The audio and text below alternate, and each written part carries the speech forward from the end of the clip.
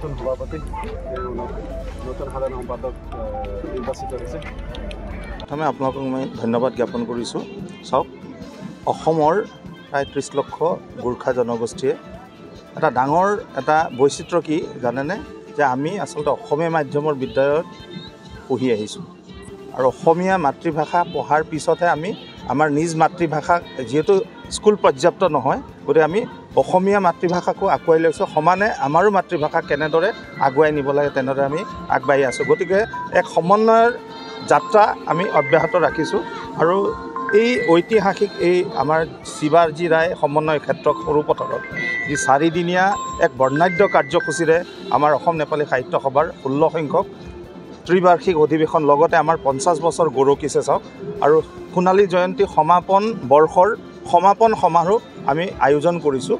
আৰু ইয়াতে আমাৰ অসমৰ প্ৰায় 30খন জিলাৰ প্ৰায় 1000তকৈ অধিক প্ৰতিনিধিয়ে আমাক নতুন কাৰ্যকাৰিণী সমিতি 3 বছৰৰ কাৰণে, অহা 3 বছৰৰ কাৰণে যি নতুন সমিতি গঠন হৈছে অসম নেপালী সাহিত্য সভাৰ, মোক সভাপতি পদত আৰু আমাৰ বন্ধুবৰ ত্ৰিলক শৰ্মাদেৱক মহাসচিব বুলি কওঁ আমি, সম্পাদক প্ৰধান হিচাপে তেখেতসকলে নিৰ্বাচিত কৰিছে।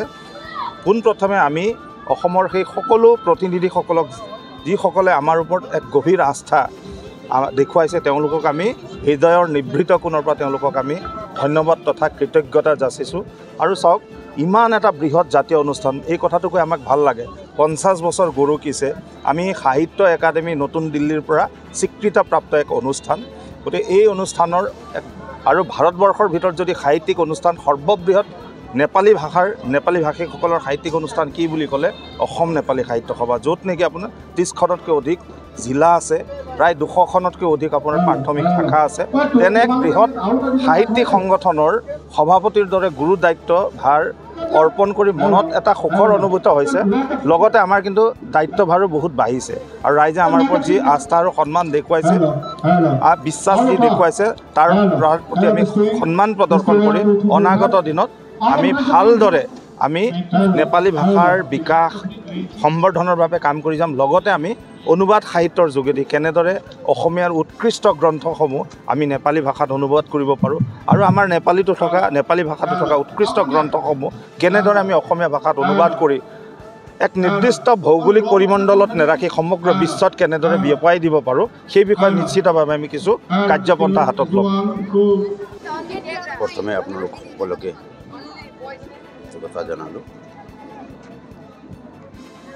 যোৱাকালি হোৱা প্ৰতিনিধি সভাত মোক প্ৰতিনিধিসকলে গুৰু দায়িত্ব দিছে।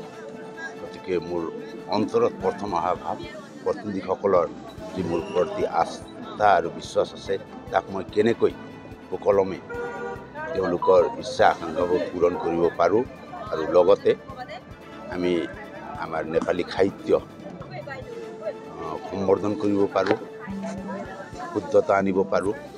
আৰু আমি যিহেতুকে অসমীয়া ভাষাও আমি সমানে ব্যৱহাৰ কৰোঁ, এই 2 ভাষাৰে আমি কেনেকৈ ইয়াৰ পুস্তিকাসমূহ, কিতাপসমূহ ইটো ভাষাৰ পৰা সিটো ভাষালৈ অনুবাদ কৰি বিশ্ব দৰবাৰলৈ লৈ যাব পাৰোঁ, বিয়পাব পাৰোঁ, সেইটো এটা ইচ্ছা আছে।